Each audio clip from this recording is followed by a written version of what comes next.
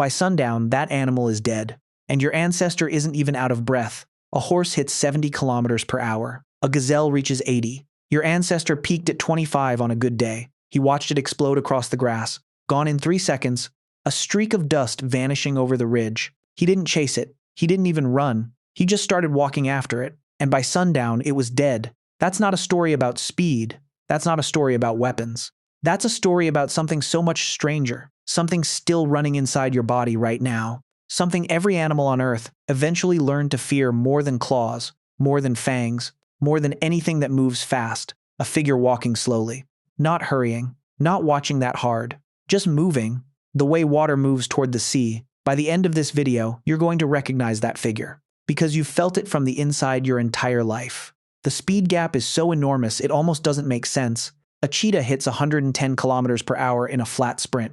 A horse runs 70. A gazelle does 80 and can hold it. Your ancestor, fully grown, built for the open savanna, peaked at 25 on a good day.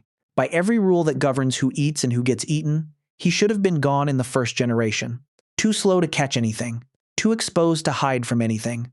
And yet here you are, not because he got faster. Because he discovered something about every four-legged animal that has ever lived. A flaw so deep, so invisible, that they never even knew it existed until they were already dying from it. Because the gazelle was never running from your ancestor. It was running from its own body. And it never had a chance. The gazelle spots him. It detonates. One heartbeat, it's grazing. The next, it's a streak doing 80 kilometers per hour across open ground.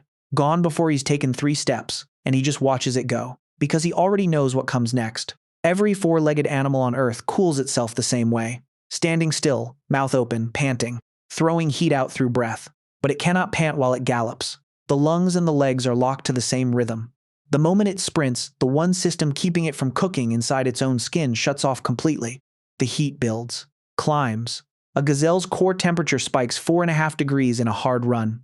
Past that line, the body starts shutting itself down, so it has to stop, stand, gasp the heat out, and the slow figure reappears on the horizon. Still walking, not closer yet, but still there. Run, stop, recover, run, stop. Each recovery shorter, each sprint hotter, until the heat wins and the body just folds into the grass.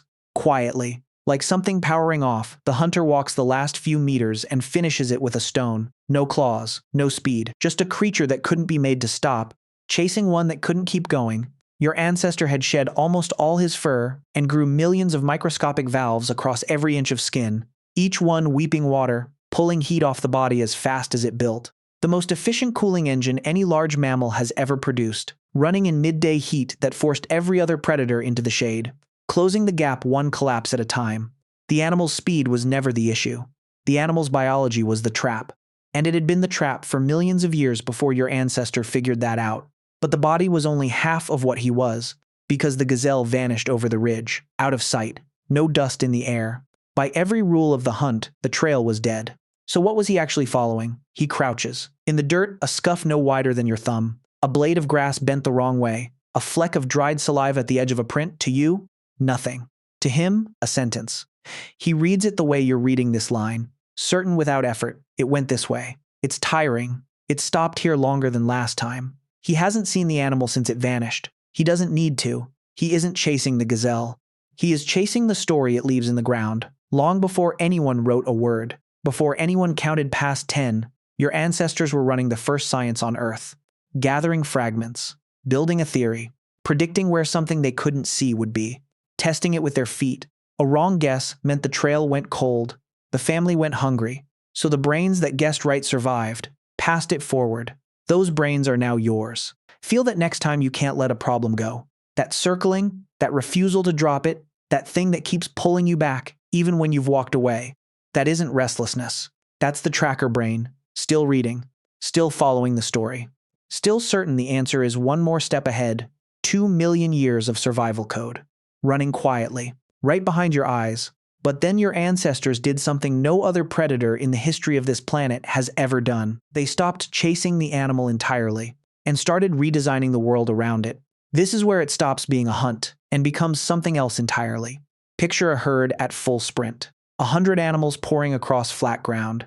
And on either side, a low wall of stacked stone. They don't slow. Walls mean nothing to a running gazelle. It just takes the channel between them. Open ground. escape, freedom, except the walls lean toward each other. A kilometer ahead, they almost touch.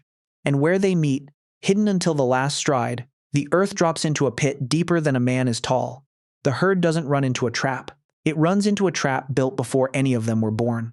Archaeologists have found over 6,000 of these stone funnels across the deserts of the Middle East, some with arms stretching for kilometers, visible only from the sky. Not fences, not pens, killing machines drawn across entire valleys, engineered to swallow a whole herd in a single afternoon.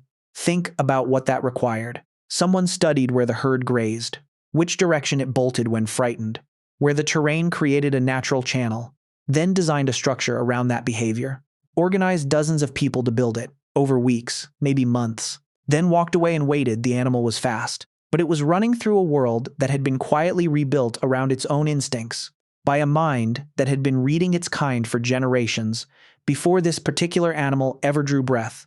We didn't just hunt the animal. We invented killing from a distance in time, not distance in space. Distance in time. Every animal on Earth eventually learned something. Not through language, not through warning. Through millions of years of evolutionary memory, written into the instincts of prey species across every continent. When the slow figure appears on the horizon, run, not because it's fast, because it never stops. You are that figure. That second wind you feel on a long run when your body should be finished. That's the sweat engine your ancestor used to walk animals into the ground. That refusal to drop a problem, the circling, the pattern reading that won't quit. That's the tracker brain still following the story in the dirt. That feeling when you build something weeks in advance, designing conditions for a result before the moment exists. That's the trap builder. The one who designed the kill before the animal was born. The hunt is gone. The hardware isn't. You were never the slow one. You were never the weak one. You were the one that every fast thing on this planet learned to fear, not because of what you could do in a single moment, but because of what you would not stop doing across 1,000 of them. The animal ran the race it could see.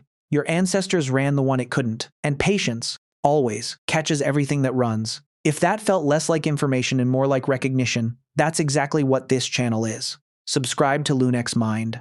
Every video ends where this one did, with you.